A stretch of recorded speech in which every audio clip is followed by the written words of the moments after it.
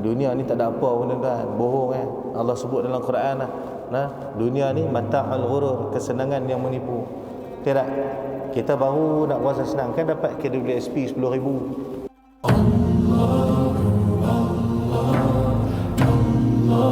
Assalamualaikum warahmatullahi wabarakatuh. Alhamdulillah. Yang pertamanya dan selama-lamanya, marilah sama-sama kita merafa'kan setinggi-tinggi rasa syukur kita ke hadrat Allah Subhanahu wa taala, yang mana dengan limpahan rahmat, inayah serta kasih daripada Allah, pada hari ini, pada tengah hari yang penuh dengan keberkatan ini, Allah Subhanahu wa taala sekali lagi melimpahkan rahmatnya kepada kita. Kita masih lagi dikurniakan taufik daripada Allah Subhanahu wa taala untuk kita ini dimasukkan sama-sama dalam kalangan hamba-hambanya yang dikurniakan kebaikan. Dan alhamdulillah, dengan limpahan rahmat Allah juga menjadikan kita pada tengah hari ini mampu untuk bersama-sama berkumpul di dalam majlis ilmu, yang mana tujuannya adalah untuk memberikan kebaikan kepada diri kita. Maka di atas kerana kita menghargai pemberian nikmat ini yang datangnya daripada Allah, maka sama-samalah kita mengembalikan rasa syukur kita ke hadrat Allah. Sama-samalah kita merasakan kasihnya Allah terhadap kita. Mudah-mudahan ianya menjadi asbab untuk diri kita ini dikurniakan dengan lebih banyak limpahan kebaikan, dan mudah-mudahan ianya menjadi asbab kita ini ditempatkan di tempat yang baik di sisi Allah Subhanahu wa taala, insya-Allah. Amin. Jadi bayah dalam hati Allah Subhanahu wa taala sekalian, sebelum tu minta maaf, saya nak tanya, kuliah ni berapa minit dah? Setengah jam. Baik. Kena tanya pasal Allahumma salli ala Muhammad. Biasa saya duduk main kuliah maghrib. Kuliah maghrib ni lagi tak masuk isyak, lagi tu kita jalan. Di kuliah zuhur ni sebab setengah tempat kalau 30 minit dia bagi tazkirah. Tapi di sini disebut nama kuliah. Itu yang saya tanya tu. Kod saya dia kata, ustaz, lagi tak masuk asar jangan berhenti. You know. Tuan-tuan tak apa, tuan-tuan duduk dengar kan. Agak-agak letih tidur, agak-agak tak tahan cabut balik saya hak depan ni teruk. Baik. Jadi bayang terhormat Allah Subhanahu wa taala sekalian. Hari ini Allahumma salli ala sayyidina Muhammad. Insya-Allah kalau kita ni dipanjangkan usia, diberikan kesempatan, malam ni kita akan masuk ke dalam malam nuzul Al-Quran,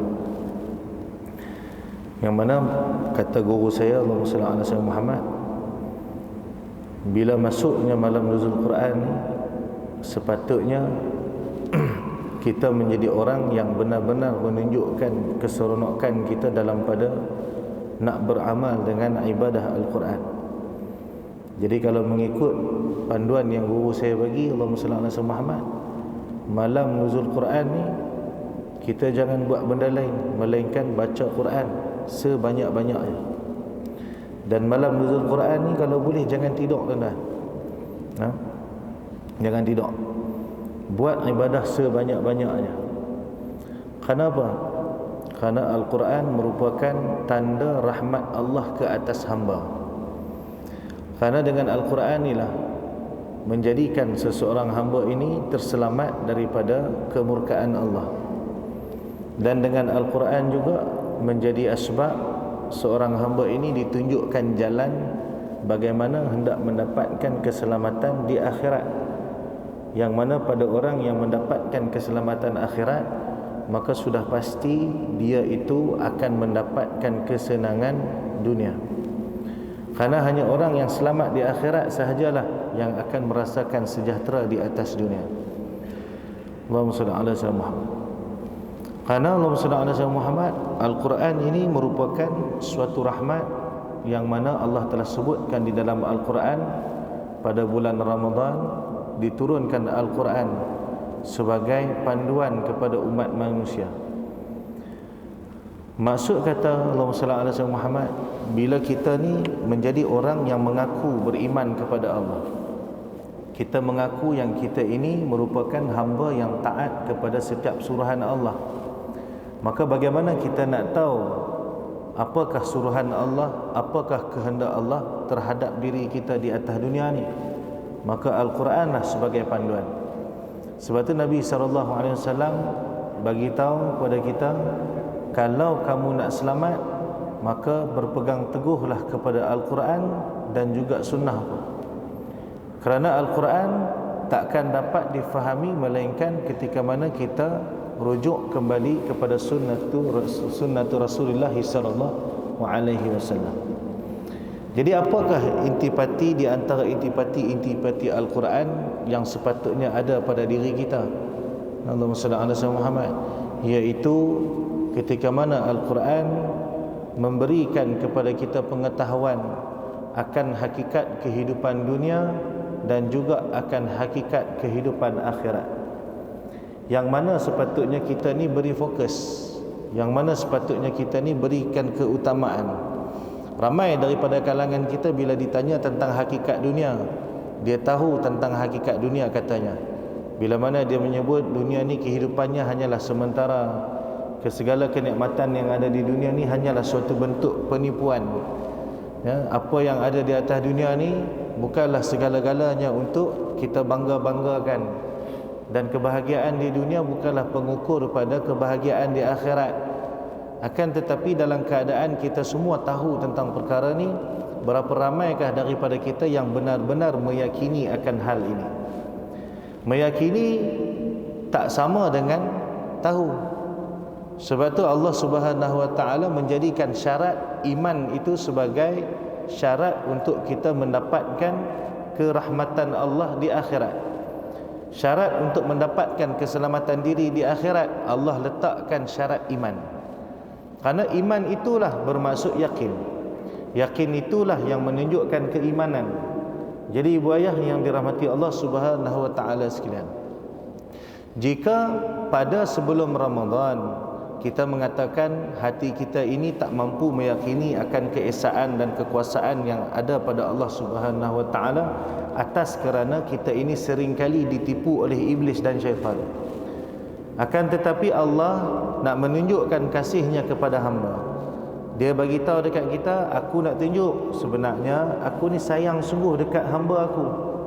Maka aku datangkan Ramadan, dan diberikan Ramadan terhadap kita ini atas kerana apa? Kerana Allah nak menzahirkan rahmatnya ke atas kita.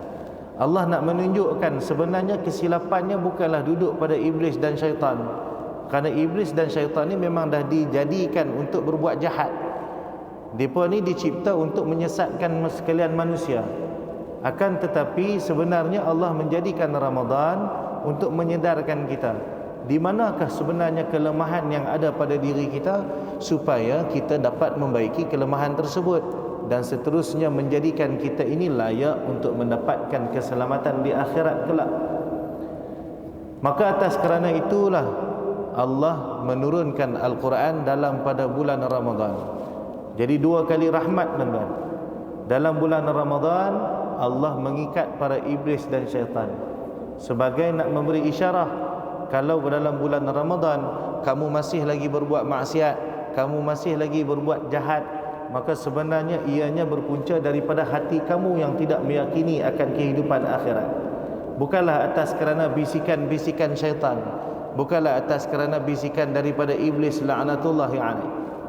Jadi ibu ayah yang dirahmati Allah Subhanahu Wa Taala sekalian, satu hadis Nabi SAW yang saya nak kongsikan, mudah-mudahan ianya memberikan kefahaman kepada kita tentang apa yang sepatutnya kita kerjakan semasa hidup. Apakah yang sepatutnya kita laksanakan, yang sepatut kita usahakan semasa kita masih lagi mempunyai peluang untuk dihidupkan ketika mana di atas muka bumi ini. Daripada Abu Hurairah radhiyallahu anhu anna Rasulullah sallallahu alaihi wasallam bersabdalah baginda Nabi sallallahu alaihi wasallam, badiru bil a'mali sab'an, bersegeralah kamu untuk melakukan amal-amal ini sebelum kamu menemui akan 7 perkara. Yang pertamanya, hal tantaziruna illa faqran munsiyan aw ghinan mutghiyan aw maradan mufsidan aw haraman munfidan aw mautan mujhizan aw ad-dajjala fasyarru ghaibin yuntazaru aw as-sa'ata fas-sa'atu adha wa amarun. Daripada Nabi sallallahu alaihi wasallam, badiru bil a'mali sab'an. Allahumma shalli ala sayyidina Muhammad. Kamu sebenarnya tidak menantikan melainkan tibanya yang pertamanya faqran munsian, iaitu kemiskinan yang melalaikan.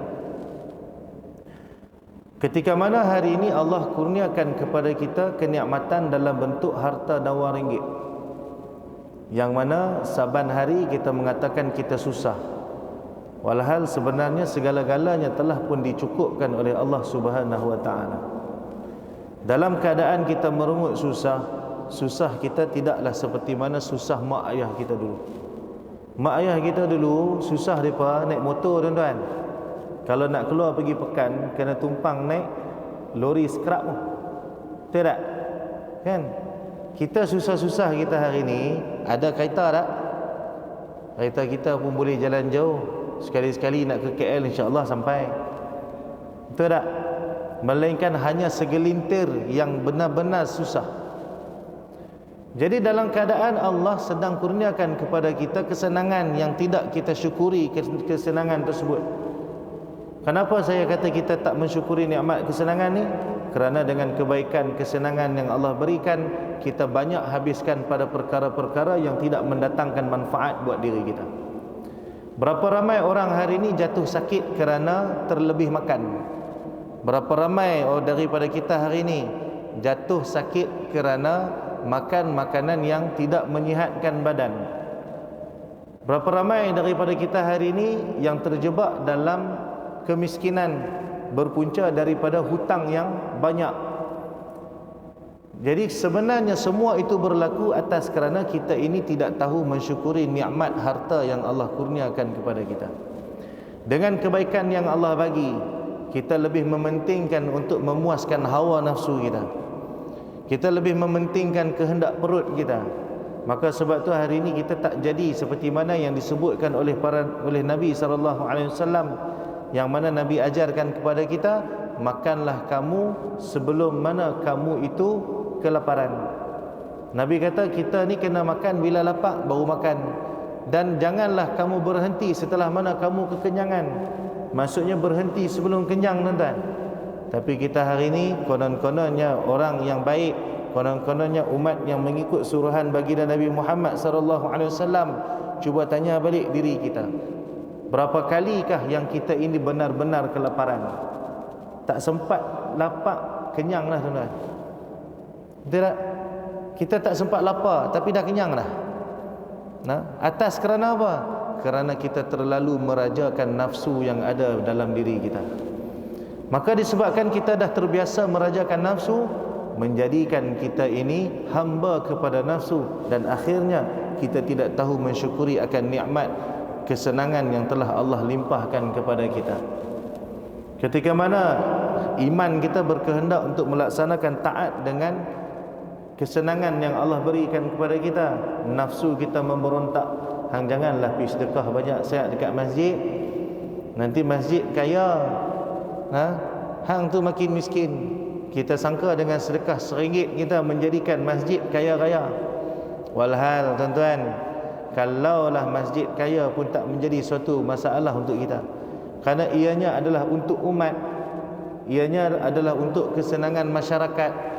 Sebab segala kenikmatan yang Allah kurniakan bukanlah suatu bentuk pemilikan, akan tetapi ianya adalah suatu bentuk amanah. Ketika mana semakin banyak harta yang Allah berikan kepada kita, maka semakin tinggi amanah yang duduk pada diri kita. Sebab Allah akan tanya ke akhirat esok. Bila dengan harta ni Allah akan tanya, min aina iktasaba, dari mana kamu dapat dan ke mana kamu gunakan. Allah tak tanya dari mana kamu dapat saja, tapi Allah tanya juga ke mana kita gunakan, tuan-tuan. Jadi agak-agak tuan-tuan, bolehkah kita nak berbangga dengan Allah? Ya Allah, dengan duit yang banyak kau bagi kat aku dulu, aku buat hutang banyak-banyak. Tuan-tuan sanggupkan nak jawab macam tu depan Allah? Maka ketika mana kita menjadi hamba yang tak bersyukur, tuan-tuan, Allah menjadikan kita ini sampai pada pintu kemiskinan. Kita miskin dengan disebabkan tidak bersyukur dengan harta. Kita takut nak berbuat ibadah dengan sedekah kita, takut nak berbuat ibadah dengan harta kita. Akhirnya Allah letak kita pada lembah kemiskinan. Allah jadikan kita ini miskin. Dan pada ketika kita miskin, tuan-tuan, kita dilalaikan dengan kemiskinan. Maksud dilalaikan dengan kemiskinan ni macam mana, tuan-tuan? Allahumma salli ala sayyidina Muhammad. Ketika mana Allah memberikan harta kepada kita, kita masih lagi merasakan tidak cukup. Pada masa itu, tuan-tuan, kitalah orang yang miskin. Sebab orang miskin sahaja yang berkehendak kepada harta yang banyak. Orang miskinlah sahaja yang berkehendak kepada harta yang berkoyan-koyan. Kita ada 10,000, baru pakai 1,000, dah rasa kurang dah duit aku. Tidak? Jadi menyebabkan kita rasa kurang, kita nak tambah lagi tak? Jadi bila kita rasa nak tambah, kita tak ingat kita ada 9,000. Yang kita ingat 1,000 aku dah habis.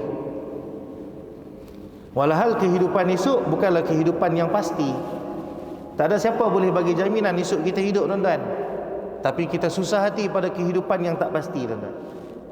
Kita risau kalau esok duit aku tak ada dalam akaun bank. Kita lupa boleh jadi esok aku dah duduk dalam kubur. Jadi itulah yang dimaksudkan dengan kemiskinan yang melalaikan. Ketika mana kita mula merajakan nafsu dalam diri, pada ketika itu, tuan-tuan, Allah menjadikan hati kita merasa miskin. Dan kemudian kita dilalaikan dengan kemiskinan, sehingga kita ni lupa untuk memperbanyakkan amal yang soleh. Pada masa itu, tuan-tuan, kita lupa pada ajaran Al-Quran yang telah pun menjadi rahmat ke atas diri kita. Jadi alangkah ruginya diri kita, tuan-tuan, ketika mana Allah menurunkan rahmat, kita mengabaikan rahmat tersebut. Jadi ibu ayah dirahmati Allah Subhanahu wa taala sekalian, yang kedua, au ghinan mudghiyan, atau kekayaan yang menyebabkan berlakunya kezaliman. Ketika mana kita mempunyai harta yang banyak, tuan-tuan, Allahumma salli ala sayyidina Muhammad, kita berlaku zalim kepada orang yang ada di sekeliling kita. Siapakah orang yang kita zalim ni? Iaitu orang-orang yang mempunyai hak ke atas harta kita. Siapakah orang yang mempunyai hak ke atas harta kita ini? Iaitu orang-orang yang terdiri daripada asnaf-asnaf. Orang-orang yang mempunyai harta tidak sebanyak kita. Bayangkan kita menahan hak mereka. Perangai orang kaya ni, Allahumma salli alaihi wasallam, satu benda yang saya nak sebut, tuan-tuan jangan marah kalau tuan-tuan tak buat. Kalau tuan-tuan marah, maksud tuan-tuan buat dah tu. Orang kaya ni dia takkan jadi kaya melainkan ada perangai, ada pada diri dia ni sifat kedekut. Betul tak? Orang kaya dia takkan boleh jadi kaya melainkan pada diri dia ada kedekut. Sebab apa? Bila dia kedekut, barulah dia boleh jadi kaya. Betul tak? Saya, kakak ipar saya, dia kerja bank. Allahumma salli alaihi wasallam. Dia kata dia selalu bagi tahu dekat rumah saya. Dia kata dia selalu pening, dia kata, berurusan dengan orang kaya kat bank. Kalau orang tak kaya ni dia senang Contoh, kad debit tu tolak 38 sen. Kita yang tak kaya ni pernah kisah? Kita boleh pergi bank mana-mana, cucuk duit, tolak RM1 pun tak ada masalah, betul tak? Kan? Orang kaya 38 sen pun dia tanya, you tolak ni untuk apa? Jenuh bagi sebab ni. RM1 dia tu bernilai tau. Pasal apa? Bila tanya dia, tak ada RM1 tak cukup sejuta dia dah. Allahumma salli alaihi wasallam. Sebab tu jadi orang kaya ni susah, tuan-tuan. Kaya ni dosa dia bukan hanya pada bakhil, tapi pada berbuat zalim tanpa dia sedar. Contoh, dia duit banyak, tuan-tuan, jiran dia memang betul-betul susah, mai minta tolong dengan dia, dia tak berasa nak tolong. Pasal apa? Dia takut duit dia habis. Baik. Pada masa kita berkemampuan untuk membantu saudara se-Islam kita, yang mana Nabi dah sebut dah, la yu'minu ahadukum hatta yuhibbu akhihi kama yuhibbu li nafsihi.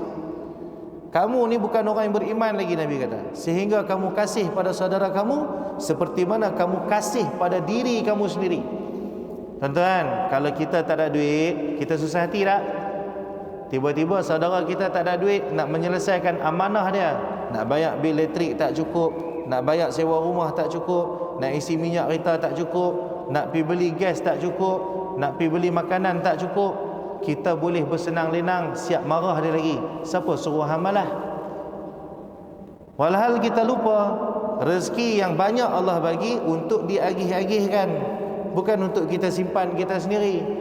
Qarun dilaknat atas kerana sikap bakhil dia.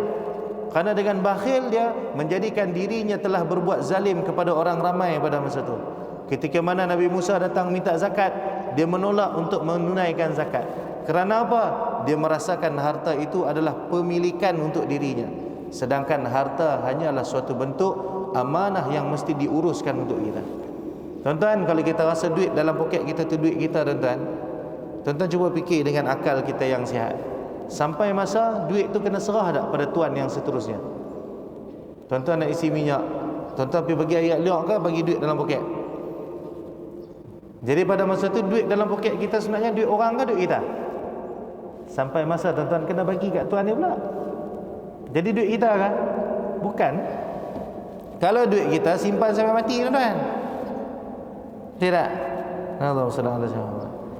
Jadi jangan sampai ketika mana kita menjadi orang kaya yang berbuat zalim, masa tu telah terlambat, kata Nabi SAW. Sebab apa ni? Nak menebus kezaliman di akhirat kelak merupakan suatu hal yang cukup susah. Kita perlu membayar dengan ibadah kita. Bayangkan ibadah kita tak banyak, tuan-tuan. Sampai di sana nak membayar kezaliman orang, memerlukan ibadah kita. Tak ada ibadah, kena ambil dosa orang tu kita tanggung, tuan-tuan. Jadi alangkah ruginya kita. Baik, yang ketiga, Allahumma salli ala sayyidina Muhammad, au maradan mufsidan, atau sakit yang merosakkan badan. Karena bila mana badan kita dah mula sakit-sakit, tuan-tuan, kita takkan mampu untuk mengerjakan ibadah dengan sempurna. Karena kesempurnaan ibadah menjadikan pahala ibadah tersebut semakin tinggi di sisi Allah Subhanahu Wa Taala. Bayangkan orang yang Allah dah tarik nikmat lutut dekat dia, dia tak boleh sembahyang duduk macam orang lain. Jadi pada masa tu kesempurnaan ibadah dia berkurang ataupun tidak? Sujud yang sempurna mestilah dimulakan dengan lutut dia. Tiba disebabkan lutut sakit, dia kena tahan dengan tangan. Maka pada masa tu sujud yang dikerjakan, adakah sujud yang sempurna? Tak ada, tuan-tuan. Jadi itu baru yang tak sempurna. Apatah lagi pada ketika sakit itu menyebabkan kita terhalang terus untuk melaksanakan ketaatan kepada Allah Subhanahu Wa Taala. Masa badan kita kuat, tuan-tuan, kita boleh tolong orang susah. Kita boleh tolong buat kerja-kerja untuk masyarakat. Bila badan sakit, tuan-tuan, kita mampu tengok Jadi alangkah rugi kita, tuan-tuan. Jadi sebelum sampai pada masa tu, pada ketika Allah kurniakan kesihatan kepada kita, maka perbanyakkanlah ibadah kita. Yang keempat, Allahumma salli ala sayyidina Muhammad, au haraman munfidan, ataupun usia tua yang menjadikan percakapan kita ini gagap. Karena pada ketika usia kita dah tua, kita nak bercakap orang dah tak faham, tuan-tuan. Pada masa tu kebaikan apa lagi yang kita nak sampaikan kepada orang lain? Pada masa tu bagaimana kita nak melaksanakan tuntutan yang Allah sebut di dalam suratul As, wa tawasau bil haqqi, dan berpesan-pesan dengan kebenaran. Pada ketika kita melihat cucu kita buat salah, tuan-tuan, kita nak bercakap, cucu kita tak faham dah. Jadi bagaimana cucu kita nak menjadikan asbab berkatnya keturunan kita, tuan-tuan? Karena apa yang dibuat oleh anak akan turun kepada cucu. Apa yang dibuat oleh cucu akan turun kepada cicit. Dan setiap yang dilakukan tu kalau datang daripada kita dapat manfaat dalam kubur, tuan-tuan. Tapi alangkah ruginya bila dah tua, baru rasa nak sampaikan kebaikan kepada anak, cucu, cicit kita. Jadi setara mana kebaikan yang boleh kita sampaikan, pada ketika usia kita dah tua, cakap pun dah tak jelas tuan-tuan. Maka sementara peluang duk ada ni tuan-tuan, gunakanlah sebaik-baiknya untuk menyampaikan kebaikan. Sayangkan anak-anak kita tuan-tuan. Kasihkan cucu kita, cicit kita, sayang mereka tuan-tuan. Sayang bukanlah dengan cara memberikan dunia dengan sebanyak-banyaknya, akan tetapi adalah dengan cara menjadikan mereka ini faham tentang akhirat. Yang seterusnya tuan-tuan, Allahumma salli ala sayyidina Muhammad. Au mautan mujhizan, ataupun kematian yang melenyapkan segala sesuatu. Karena bila kita mati tuan-tuan, maka terputuslah segala kebaikan yang dapat kita laksanakan. Bayangkan selama ni kita menangguh-nangguh kebaikan kita. Kita ada duit tuan-tuan, kita menanti-nanti saat yang sesuai untuk disedekahkan pada orang-orang yang boleh kita tolong. Dan kita bertangguh-tangguh tuan-tuan. Pada saat ketika kita tangguh dengan harapan duit yang kita simpan tadi ini boleh kita bagi pada fakir miskin, tiba-tiba tak sempat bagi tuan-tuan, mati dulu. Akhirnya harta yang kita niatkan nak sedekah tadi ini menjadi harta faraid. Hilang terus kebaikan yang sepatut dapat kita ambil sama-sama. Begitu juga ketika mana kita menangguh-nangguh untuk melaksanakan taubat. Dosa kita banyak, kita tahu tuan-tuan, tapi kita bertangguh-tangguh untuk taubat kepada Allah Subhanahu wa taala. Bayangkan kita dimatikan sebelum sempat bertaubat kepada Allah. Maka atas kerana itu ibu ayah dirahmati Allah Subhanahu wa taala sekalian, janganlah kita menjadi orang-orang yang suka menangguh-nangguh akan ketaatan. Jangan kita menjadi orang-orang yang suka melambat-lambatkan amal yang saleh. Kerana ketika mana datangnya kematian, maka akan lenyaplah segala kebaikan yang dapat kita laksanakan. Sebab tu orang yang beriman adalah orang yang sentiasa merasakan gairah dalam pada nak melaksanakan ketaatan. Pantang dengar benda baik tuan-tuan, kira nak buat ni. Macam tuan-tuan hari ni boleh duduk mai kuliah Zuhur, pada saya satu benda yang besar. Kerana pada saat orang tengah sibuk dengan kerja dan saat orang tengah sibuk dengan mencari dunia, tuan-tuan sanggup meluangkan masa untuk mai mengaji. Atas kerana apa ni? Kerana memanfaatkan masa yang ada sebelum kita dijemput pulang kepada Allah. Jadi mudah-mudahan Allah berikan kepada kita peluang untuk istiqamah dalam ketaatan hingga akhir hayat. Sebab kata guru saya, segala yang berlaku dalam kehidupan merupakan takdir yang datang daripada Allah. Jadi pada maka takdir yang baik, kita minta Allah istiqamahkan kita. Pada takdir yang tak baik, kita minta Allah jauhkan daripada kita. Karena segala-galanya duduk dalam iradah Allah. Kita ni tak ada daya apa tuan-tuan, melainkan hanya pada apa yang Allah berkehendak ke atas kita. Maka perlunya pengharapan penuh kepada pertolongan Allah Subhanahu wa taala. Yang seterusnya, awid dajjala fasyarru ghaibin yuntazur, ataupun sebelum datangnya dajjal, maka ia adalah sejahat-jahat makhluk gaib yang dinantikan. Jadi sebelum datangnya dajjal, hari ni orang sibuk dengan kemunculan dajjal tuan-tuan. Sibuk duk tunggu bila nak keluar, tuan-tuan. Benda yang Nabi sebut pasti berlaku, tetap akan berlaku. Jadi tak payah fikir bila nak keluar, tak payah duk sibuk tengok tanda sana sini. Yang patut kita sibukkan adalah mempersiapkan diri dengan amal. Cerita bab teori konspirasi lah, dajjal lah, apalah, rokok kat tangan tak lepas lagi. Aurat tak tutup sempurna lagi. Bila kita tegur bab tu, dia kata iman ni pada tahap masing-masing lah ustaz. Pandai jawab macam tu. Allahumma salli ala sayyidina. Quran baca gagap lagi. Ramadan ni tuan-tuan, berapa kali dah kita khatam Quran? Berapa puluh ribu selawat dah yang kita habiskan? Berapa banyak surah Al-Ikhlas yang telah kita kumpulkan dalam kehidupan kita? Jadi kalau kita nak fikir, sebenarnya masih banyak lagi tanggungjawab yang kita kena selesaikan. Jadi tak perlu duk tanya bila dajjal nak keluar tuan-tuan. Allahumma salli ala sayyidina. Sebab bila dia keluar tuan-tuan, kita takkan selamat dah, kata Nabi SAW. Melainkan bila mana kita sanggup lari duduk sembunyi belakang bukit dan gunung. Tak ada siapa boleh lawan dia. Nak tinggal rumah, pergi masjid pun tak sanggup tuan-tuan. Ni nak lari tinggal rumah, menyorok dalam hutan. Tuan-tuan rasa-rasa boleh buat? Nak tinggal bini, pergi keluar mengaji pun tak sanggup. Nak lari dajjal, bohong Jadi bila saat dia keluar esok, terlambat dah tuan-tuan. Tuan-tuan jangan rasa tuan-tuan kuat boleh lawan dajjal. Sebab Nabi SAW dah bagi tahu dah, kalau aku ada, aku sendiri akan lawan. Tapi sebab aku tak ada, maka minta tolong dengan Allah. Larikan diri kamu, sembunyilah di belakang gunung-gunung dan pokok-pokok, kata Nabi SAW. Pasal Nabi tahu kita takkan selamat daripada fitnah Dajjal. Allahumma salli ala sayyidina Muhammad. Itu belum lagi yang duk berangan jadi tentera Imam Al-Mahdi. Tahajud pun selalu kantoi, duha 2 rakaat pun sakit pinggang dah, nak jadi tentera Al-Mahdi. Selawat 1000 kali pun letih mulut. Mulut lenguh. Pasal apa lenguh? Selawat 1000 kali Ustaz. Mengumpat orang tak letih tak? Allahumma salli ala sayyidina. Dan yang ketujuh tuan-tuan, yang terakhir, awis sa'ata fasa'atu adha wa amar, iaitu sebelum datangnya hari kiamat, maka kata Nabi sallallahu alaihi wasallam, fasa'atu adha wa amarru, maka hari kiamat itu adalah lebih dahsyat dan lebih pahit lagi.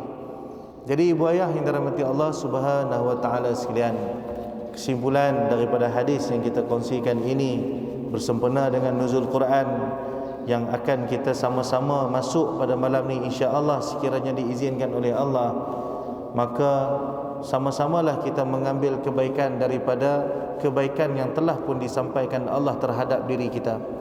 Janganlah kita terus menyombongkan diri daripada menjadi orang-orang yang benar-benar berusaha sehabis baik untuk mendapatkan kebaikan di sisi Allah Subhanahu wa taala. Karena ketika mana Allah menghantarkan kepada kita ketaatan, sebenarnya Allah berkehendakkan kebaikan ke atas diri kita. Allah nak menjadikan kita ini selamat di akhirat, maka kita kenalah merendahkan diri kita di hadapan Allah, merasakan diri kepada hamba, merasakan diri kita ini hamba kepada Allah. Itulah rahsia untuk kita ini menjadi hamba yang selamat di akhirat kelak. Kerana pada ketika kita tidak merasakan diri kita hamba kepada Allah, maka pada ketika itu hilanglah kebergantungan kita kepada Allah. Dan pada ketika hilang kebergantungan kita kepada Allah, maka bermulalah dalam diri kita ini suatu perasaan, iaitu perasaan sombong dan takabur. Kita akan merasakan diri kita ini hebat daripada Allah. Kita akan merasakan kita ini tidak perlu lagi pada pertolongan Allah. Sedangkan selama ini yang memberikan keizinan kepada kita untuk melaksanakan taat adalah taufik daripada Allah, yang menjadikan kita ini terpelihara daripada maksiat dan dosa-dosa yang besar juga adalah di atas kerana limpahan rahmat Allah ke atas kita. Kalau bukan di atas kasih Allah terhadap kita, maka sudah pastilah kita ini tidak akan terselamat daripada segala tipu daya nafsu dan tipu daya dunia. Jadi ibu ayah dirahmati Allah Subhanahu wa taala sekalian, saya kira cukuplah untuk sekadar tu pada tengah hari ini.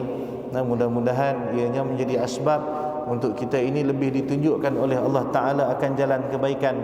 Nah, sama-samalah kita memanfaatkan peluang yang ada pada bulan Ramadan ini untuk kita terus menghambakan diri kepada Allah, merasakan lemahnya diri kita di hadapan Allah, merasakan perlunya kita ini dengan segala pertolongan yang datang daripada Allah. Mudah-mudahan ianya menjadi asbab untuk kita ini dilimpahkan lebih di kebaikan, untuk menjadi asbab kita ini dikurniakan keampunan, dan menjadi asbab untuk kita ini diganjarkan dengan ganjaran syurga insya-Allah. Nah, jadi sebelum saya tangguh tuan-tuan, Muhammad, saya nak minta tuan-tuan, biasa baik tuan-tuan bersempena Ramadan ni, saya nak minta tuan-tuan tolong doakan saya, keluarga saya, madrasah saya dan anak-anak madrasah saya ni, agar kami semua ni ditetapkan hati dalam keimanan dan diikhlaskan hati dalam berbuat taat. Sebab tuan-tuan, madrasah saya ni madrasah yang saya usahakan secara percuma. Nah, anak-anak tahfiz saya yang duduk di madrasah pun saya tak ambil yuran satu sen pun tuan-tuan. Jadi atas kerana tu saya memerlukan doa daripada orang ramai. Untuk kami ni sentiasa bergantung harap pada Allah semata-mata. Bukan sebab saya kaya, saya tak mau ambil yuran tuan-tuan, tapi sebab saya tak baik macam orang lain. Ustaz-ustaz lain, tok guru lain buka sekolah, mereka ni orang-orang hebat. Bila mereka ambil yuran, mereka tak bergantung dengan yuran. Mereka tak rasa yuran tu yang selesaikan masalah mereka. Saya ambil yuran tuan-tuan, saya rasa duit tu yang akan selesaikan masalah saya. Jadi saya takut tuan-tuan, takut hilangnya kebergantungan saya kepada Allah. Dalam masa yang sama saya takut saya buat sekolah atas kerana nak mengharapkan keuntungan daripada orang ramai. Jadi atas kerana tu saya buat percuma. Dan dalam keadaan percuma tuan-tuan, saya pergi kuliah mana-mana pun saya tak bawa tabung, alhamdulillah tuan-tuan. Jadi tuan-tuan jangan susah hati. Yang saya minta hanyalah doa, bukan duit tuan-tuan. Tuan-tuan jangan susah hati lah. Saya kira kata ustaz ni patut dia cerita pasal sedekah tadi. Ada sekolah nak minta derma rupanya. Tuan-tuan jangan risau tuan-tuan. Saya tak harap pun duit tuan-tuan. Sebab selama ni yang memudahkan urusan saya adalah Allah. Ketika mana Allah nak menyampaikan bantuannya adalah daripada kalangan hamba-hambanya yang digerakkan hati untuk bantu kami di madrasah. Sebab saya tak ada sponsor pun, dan saya pun tak ada kata bawa tabung pergi minta sumbangan sana sini. Tak ada tuan-tuan. Sebab hati saya ni tak bersih macam orang lain. Maka atas kerana usaha nak membersihkan hati saya ni, saya buat benda ni. Jadi atas kerana tu saya minta doa tuan-tuan. Sebab asbab doa tuan-tuan yang baik, Allah berikan kebaikan itu kepada saya. Dan saya harap bila tuan-tuan doakan kami ni, Allah balas lebih banyak kebaikan untuk tuan-tuan yang mendoakan. Jadi mudah-mudahan kita semua ni esok Allah kumpulkan bersama-sama dengan baginda Nabi Muhammad sallallahu alaihi wasallam untuk dimasukkan ke dalam syurga. Sebabnya itulah kenikmatan bagi seorang yang beriman ketika mana dikumpulkan bersama-sama untuk masuk ke dalam syurga Allah, insya-Allah. Kemudian yang kedua tuan-tuan, Allahumma salli ala sayyidina Muhammad, sahabat saya ada bawa produk daripada madrasah saya. Cuma bukan saya yang nak berniaga tuan-tuan, saya dah lama dah tak berniaga. Tapi sahabat saya yang bantu saya uruskan madrasah ni, dia buat khidmat untuk bawa produk madrasah saya. Jadi tuan-tuan boleh tengoklah kat belakang nanti produk minuman. Kalau tuan-tuan rasa nak beli, tuan-tuan belilah. Kalau tuan-tuan rasa tak mau beli pun tak ada masalah. Dan tuan-tuan jangan risau, kalau tuan-tuan tak beli pun insya-Allah saya tak kecil hati pun. Sebabnya Allahumma salli ala sayyidina Muhammad, saya buat niaga ni pun bukan atas kerana nak cari duit, tapi atas kerana nak bagi kita semua dapat ambil manfaat kebaikan sama-sama. Daripada tuan-tuan bagi toke Cina kaya beli kopi depa, baik beli kat orang Islam kan. Jadi dengan dana itulah tuan-tuan kita gunakan juga untuk keperluan-keperluan madrasah. Tapi macam saya sebut tadi, Allah yang bagi bantuan. Ya tuan-tuan jangan risau, tuan-tuan tak beli kopi saya pun, sekolah saya insya-Allah tak tutup tuan-tuan. Saya kira tuan-tuan fikir, bila kami tak beli ustaz tutup lah sekolah apa ni dah. Tuan-tuan jangan risau tuan-tuan. Insya-Allah sekolah saya jalan je besar tak. Baik, jadi saya kira cukup sekadar tu. Dan akhir tuan-tuan, tolong doakan supaya saya saat gini saya nak ke Terengganu Ustaz, ke Maman. Lusa balik mai sini. Jadi saya pergi seorang pasal masing-masing pakat sibuk dengan urusan masing-masing. Saya nak bawa anak-anak madrasah saya ni pun kesian kat depa sebab program kat Maman ni sehari kan. Kalau 2-3 hari tak apalah, depa tak penat sangat.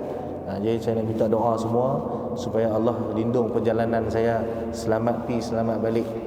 Dan mudah-mudahan dia menjadi asbab untuk kami semua ni mendapatkan rahmat di sisi Allah Subhanahu Wa Taala. Sebabnya yang kita nak rahmat Allah.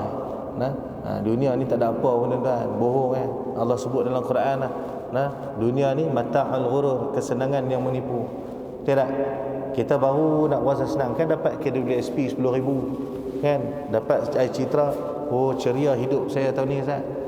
Baru 2-3 hari dapat habis 10,000. Baru nak rasa senang, hilang dah senang. Itu kata mata'ul ghurur. Tidak, tak habis-habis duk kena tipu dengan dunia. Tapi tak serik tuan-tuan. Dia kalau orang tipu serik, dunia tipu tak apalah, buat macam mana, cari lagi kan, duk percaya macam tu. Jadi mudah-mudahan Allah menyelamatkan kita daripada segala tipu daya, dan mudah-mudahan Allah menjadikan kita ini selamat daripada segala fitnah, dan mudah-mudahan Allah menjadikan kita, keluarga kita, keturunan kita seluruhnya adalah keturunan yang diberkati dan diredai dan dirahmati oleh Allah Subhanahu Wa Taala. Jadi yang baik datang kepada Allah Subhanahu Wa Taala, yang buruk daripada kelemahan diri saya sendiri, hakikatnya kedua-duanya datang kepada Allah Subhanahu Wa Taala. Wallahu Subhanahu Wa Taala a'lam. Al-Fatihah. A'udzu billahi minasyaitonir rajim. Bismillahirrahmanirrahim. Alhamdulillahi rabbil alamin, arrahmanir rahim, maliki yaumiddin, iyyaka na'budu wa iyyaka nasta'in, ihdinas siratal mustaqim, siratal ladzina an'amta 'alaihim ghairil maghdubi 'alaihim waladdallin. Amin. A'udzu billahi minasyaitonir rajim. Bismillahirrahmanirrahim. Allahumma nawwir qulubana bi nuri hidayatik, Allahumma nawwir qulubana bi nuri hidayatik, Allahumma nawwir qulubana bi nuri hidayatik kama nawatal arda bi nuri syamsika abadan abada bi rahmatika ya arhamar rahimin. ربنا لا تزغ قلوبنا بعد إذ هديتنا وهب لنا من لدنك رحمة إنك أنت الوهاب ربنا آتنا في الدنيا حسنة وفي الآخرة حسنة وقنا عذاب النار وصلى الله على سيدنا محمد والحمد لله رب العالمين سبحانك اللهم وبحمدك أشهد أن لا إله إلا أنت أستغفرك وأتوب إليك والعصر إن الإنسان لفي خسر إلا الذين آمنوا وعملوا الصالحات وتواصوا بالحق وتواصوا بالصبر السلام عليكم ورحمة الله وبركاته.